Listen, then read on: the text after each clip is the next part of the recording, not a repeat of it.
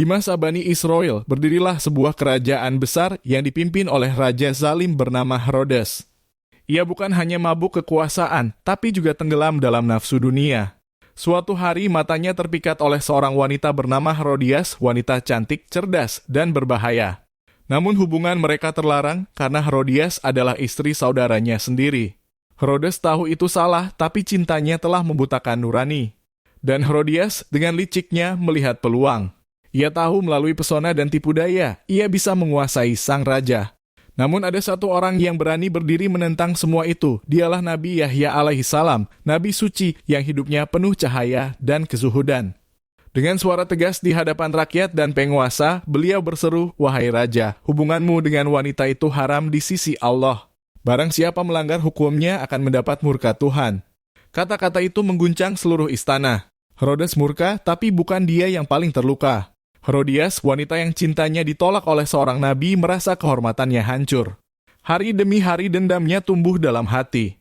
Hingga tiba saat pesta besar kerajaan. Herodias menyusun siasat keji. Ia memerintahkan putrinya, Salome, untuk menari di depan raja dan seluruh tamu. Tarian itu begitu memesona hingga Herodes berdiri dan bersumpah, "Mintalah apa saja, bahkan separuh dari kerajaanku akan kuberikan." Herodias tersenyum licik lalu berbisik di telinga putrinya, "Katakan padanya, aku ingin kepala Nabi Yahya di atas nampan perak." Raja terdiam. Wajahnya memucat.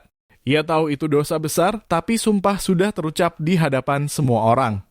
Dengan hati yang gemetar, ia memberi perintah laksanakan. Malam itu di tempat ibadah yang sunyi, Nabi Yahya sedang bersujud khusyuk. Wajahnya bercahaya, lisannya berzikir, jiwanya tenang. Tiba-tiba pintu didobrak. Pasukan kerajaan masuk dan menyeretnya keluar. Tanpa perlawanan, Yahya berkata lirih, "Inilah takdir seorang nabi.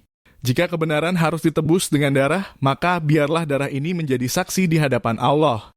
Pedang pun dihunus. Kepala suci itu ditebas lalu diletakkan di atas nampan perak, dibawa ke hadapan Herodias, wanita yang cintanya pernah ditolak karena kehormatan agama. Namun Allah tidak tinggal diam. Darah Nabi Yahya yang tumpah di tanah tidak pernah mengering selama bertahun-tahun, hingga akhirnya 70.000 orang terbunuh sebagai bentuk kisas dari langit. Kerajaan Herodes pun hancur. Herodias dan keluarganya mati dalam kehinaan. Dan sejarah mencatat bahwa darah seorang nabi lebih suci dari seluruh kekuasaan di bumi.